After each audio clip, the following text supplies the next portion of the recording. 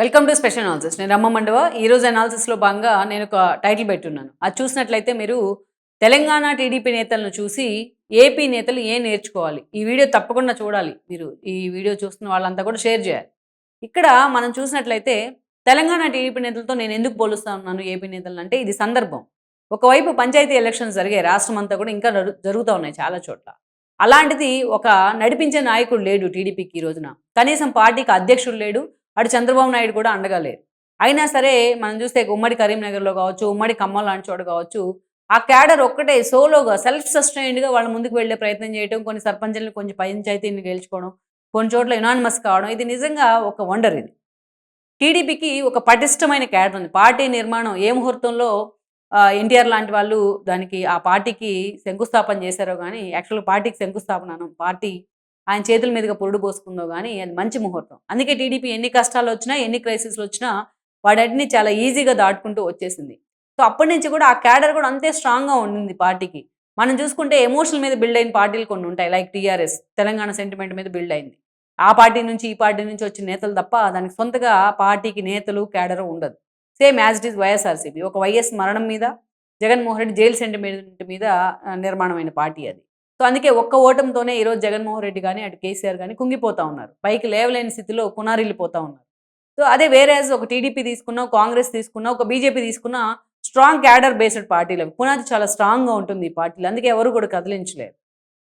So, ఇక్కడ అయితే కాంగ్రెస్ స్వయంకృతాపరాధాలు అనుకోవచ్చు దేశ స్థాయిలో. అది మనం పక్కన పెడదాం. కానీ తెలంగాణ టీడీపీ నేతలతో నేనెందుకు పోలుస్తా ఉన్నాను అంటే, ఈరోజు ఖమ్మం లాంటి చోట రిజల్ట్ తర్వాత తెలంగాణ టీడీపీ జెండాలు ఎవరు అండగా లేకపోయినా ఎగరడం చూసిన తర్వాత కొన్ని గుర్తొచ్చినాయి నాకు గతంలో.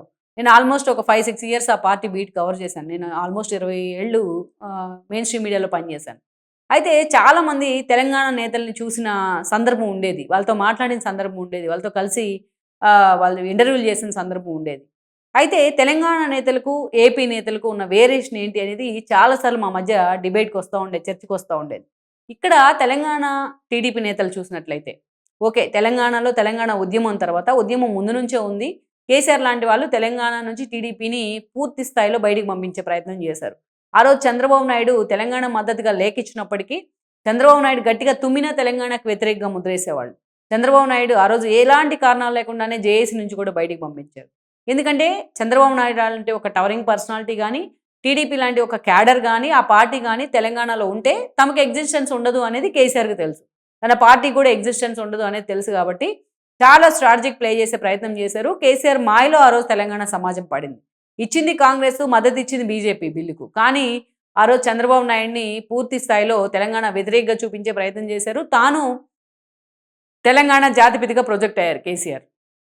సో, ఈ క్రమంలో రాష్ట్రం విడిపోవడం, ఏపీ మీద చంద్రబాబు నాయుడు ఎక్కువ ఫోకస్ పెడతాం ఇలాంటివి జరుగుతూ వచ్చాయి. ఇక తెలంగాణలో అప్పుడు పార్టీ ఉన్న పరిస్థితుల్లో తెలంగాణలో చాలామంది సీనియర్ నేతలు ఎందుకంటే రాజకీయాలంటేనే పులి మీద స్వారీ లాంటివి. దిగితే ఆ పులి చంపేస్తుందంటారు. అందుకే చాలామంది నేతలు అటు టీఆర్ఎస్‌లోనే తమ భవిష్యత్తు వెతుక్కునే ప్రయత్నం చేశారు. ఎందుకంటే విభజన క్రమంలో కాంగ్రెస్ మీద నెగెటివిటీ ఏర్పడింది. అప్పుడు బీజేపీకి ఇంత స్థాయిలో తెలంగాణలో వాయిస్ లేదు. అందుకే తమకి ఎగ్జిస్టెన్స్ ఉంటుంది అనుకున్న టీఆర్ఎస్ వైపు తాము మొగ్గే ప్రయత్నం చేశారు. ఎంతోమంది నేతలు మనం చూసినట్టయితే ఒక తుమ్మల దగ్గర నుంచి ఒక నామ, ఒక ఎర్రబెల్లి దయాకర్రావు దగ్గర నుంచి ఒక పోచారం దాకా, ఒక వేం నరేందర్ దగ్గర నుంచి ఒక చాలామంది నేతలు అటు మోత్కుపల్లి లాంటి వాళ్ళు కూడా. మొత్తం ఆల్మోస్ట్ తెలంగాణ టీడీపీ నేతలు అంతా కూడా టీఆర్ఎస్‌పై మొగ్గు చూపే ప్రయత్నం చేశారు. ఎక్కడో ఒక నాగేంద్రలా ఏదైతే నాగం జనార్దన్ రెడ్డి లాంటి వాళ్ళు తప్ప.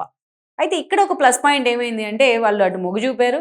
దెన్ వాళ్ళకే మెజారిటీ టికెట్లు ఇచ్చే ప్రయత్నం చేశారు కేసీఆర్. వాళ్ళందరూ కూడా గెలిచారు. కొంతమంది మంత్రులు కూడా మెజారిటీ మంత్రులయ్యారు టీడీపీ నుంచి వచ్చిన వాళ్ళు. ఈ సాలిడ్‌గా మొత్తం టీడీపీ నేతలంతా 80% నేతలంతా కూడా అప్పుడు టీఆర్ఎస్‌గా ఉండింది. టీఆర్ఎస్ వైపే వెళ్ళిపోయారు. అయితే వెళ్ళిన తర్వాత ఏదైతే 2014 ఎన్నికల్లో టీడీపీ 15 సీట్లు గెలుచుకున్నా ఆ రోజున పార్టీ లేకపోయినా ఇక్కడ ఆ స్థాయిలో. వాళ్ళందరినీ కూడా తన పార్టీలోకి చేర్చుకున్నారు కేసీఆర్. నెక్స్ట్ 2018 ఎన్నికల్లో అసలు ఆ పార్టీని విలీనం టీడీఎల్పీని టీఆర్ఎస్ఎల్పీలో విలీనం చేసుకునే ప్రయత్నం చేశారాయన. సో, అలా ఇక ఆ పార్టీలో ఒకరిద్దరు తప్ప ఎక్కడంటే జగన్మోహన్ రెడ్డిని ప్యాంపర్ చేసే క్రమంలో తలసాని శ్రీనివాస్ యాదవ్ లాంటి నేతలు తప్ప. ఇంతమంది నేతలు ఉన్నారు టీడీపీ నుంచి వెళ్ళిన వాళ్ళలో. ఏ ఒక్కరు కూడా పార్టీ నుంచి బయటికి వెళ్ళిన తర్వాతైనా, అటు కేసీఆర్ అండర్‌లో పనిచేస్తున్నప్పుడైనా, ఒక్క నేత కూడా ఏ రోజు చంద్రబాబు నాయుడిని ఉద్దేశించి ఒక్క కామెంట్ కూడా చేసుండరు. చంద్రబాబు నాయుడు అలాంటి వాడని కానీ, ఆ పార్టీ మీద గానీ, ఎన్టీఆర్ మీద గానీ, అటు లోకేష్ వారసత్వం మీద కానీ ఎప్పుడు కూడా వాళ్ళెవ్వరూ కూడా చంద్రబాబు నాయుడిని ఒక కమెంట్ కూడా చేసి ఉండరు. ఇంకా తమకు అవకాశం వచ్చినప్పుడల్లా ఆయన ఆకాశానికి ఎత్తేసే ప్రయత్నమే చేసేవాళ్ళు మీడియాలో కూడా. ఎంతోమంది కేసీఆర్ అండర్‌లో పనిచేస్తున్నారు కాబట్టి అటు టీడీపీకి వ్యతిరేకంగానో, చంద్రబాబు నాయుడు వ్యతిరేకంగానో కొన్ని పాలసీ నిర్ణయాలు తీసుకొని ఉండొచ్చు ప్రభుత్వంలో భాగస్వామ్యమైన వాళ్ళు. కానీ ఎవ్వరు కూడా పొరపాటున ఒక్క మాట కూడా చంద్రబాబు నాయుడిని తిట్టుండ్రు. ఒక్క బూతు మాట గాని. కేసీఆర్ ఎన్నో సార్లు తిట్టారు. చంద్రబాబు నాయుడిని చాలా హేళన చేశారు. The dirtiest politician of India అన్నారు. చాలా రకాలుగా ఓటుకు నోటు దగ్గర నుంచి మనం చూస్తే తెలంగాణ ముందస్తు ఎన్నికల్లో 18లో ఆయన కాంగ్రెస్‌తో కలిసి పోటీ చేసిన అంశాన్ని కూడా హైలైట్ చేస్తూ కేసీఆర్ ఆయన్ని హ్యూమిలేట్ చేశారు. అయినా తెలంగాణ టీడీపీ నుంచి వెళ్ళిన నేతలు ఒక్కరు కూడా చంద్రబాబు నాయుడిని తిట్టే ప్రయత్నం చేయలేదు. ఈవెన్ కాంగ్రెస్‌లో కూడా చాలామంది జాయిన్ అయ్యారు. బీజేపీలో కూడా చాలామంది జాయిన్ అయ్యారు. కానీ చంద్రబాబు నాయుడు ఇప్పటి వరకు టిల్ నౌ వాళ్ళు ఎక్కడా కూడా ఒక పల్లెత్తు మాట అనుండరు.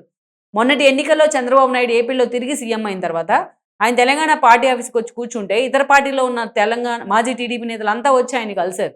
మీకు సపోర్ట్ చేస్తామంటూ ఆయనతో చేతులు కలిపే ప్రయత్నం చేశారు. ఈవెన్ తీగల కృష్ణారెడ్డి లాంటి వాళ్ళు కూడా మీరు తెలంగాణలో టీడీపీని మళ్ళా రీవ్యాంప్ చేస్తామంటే మేము కూడా అందులో భాగస్వామ్యం అవుతామంటూ కూడా మాట్లాడారు.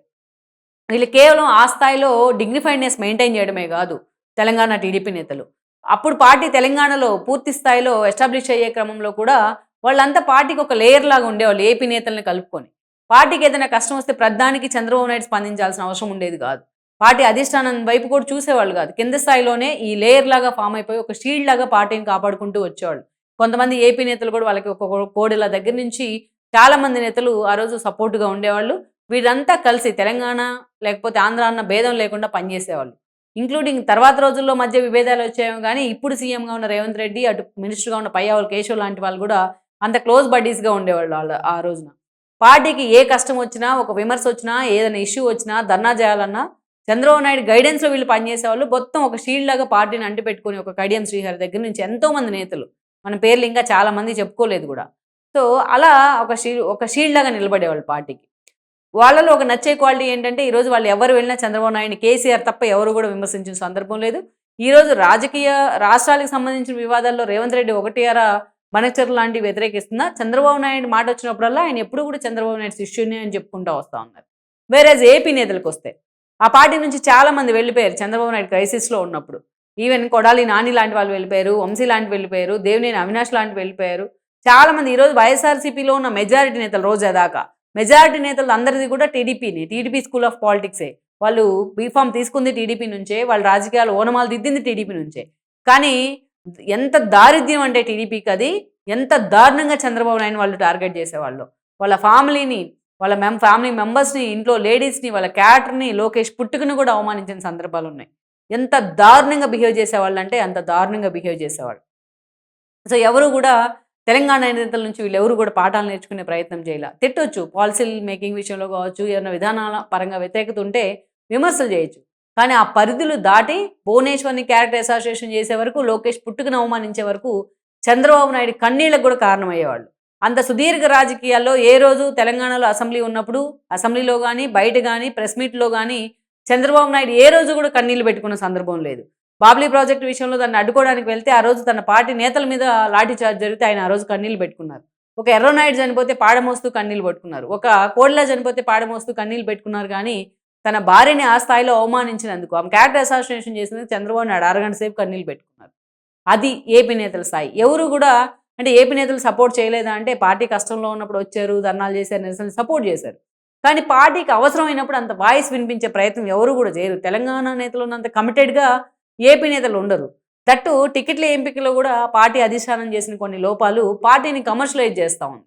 అందుకే ఈరోజు చంద్రబాబు నాయుడు స్వయంగా టీడీపీ బ్యాక్గ్రౌండ్ లేని నేతలకి టికెట్లు ఇచ్చి తప్పు చేశానని కూడా ఆయన మాట్లాడుతూ ఉన్నారు. కొన్ని సందర్భాల్లో మనసులో ఉన్న మాటలు బయటకు వస్తూ ఉంటాయి.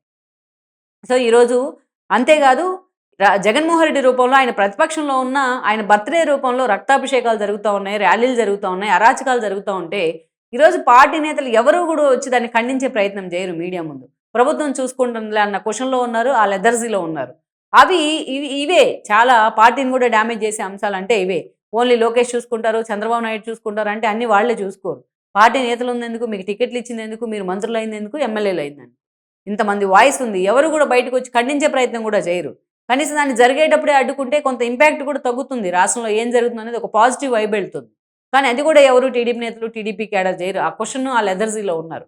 కానీ వేరే తెలంగాణ నేతలు పార్టీ అధికారంలో ఉన్నా, వాళ్ళు మంత్రులుగా ఉన్నా, ప్రతిపక్షంలో ఉన్నా వాళ్ళ పనితీరు ఒకే రకంగా ఉండేది. అసెంబ్లీలో 6కి 7కి ధర్నా అంటే 6కి వచ్చి తెలంగాణ నేతలు అంతా కూడా ఏపీ నేతలు కలుపుకొని గణపవరం దగ్గర కూర్చునేవాడు. ఆ వ్యవస్థ లేకుండా పోతుంది ఏపీలో. ఇప్పుడు టీడీపీ నేతల మధ్య ఆ కోఆర్డినేషన్ కానీ, ఆ వ్యవస్థ కానీ లేకుండా పోతుంది. అందుకే తెలంగాణ నేతలను చూసి ఏపీ నేతలు ఏం నేర్చుకోవాలంటే ఇలాంటివన్నీ నేర్చుకోవాలి. చంద్రబాబు నాయుడు తెలంగాణ నేతలను పిలుచుకొని వచ్చి వాళ్ళతో కనీసం వీళ్ళ క్లాసులైనా పెట్టించాలి. చాలామందికి ఈ జనరేషన్ లీడర్స్కి, కొత్తగా ఎమ్మెల్యే లేని వాళ్ళకి. So that's about TDP Telangana leaders. Please share, like and subscribe R24 Telugu YouTube channel.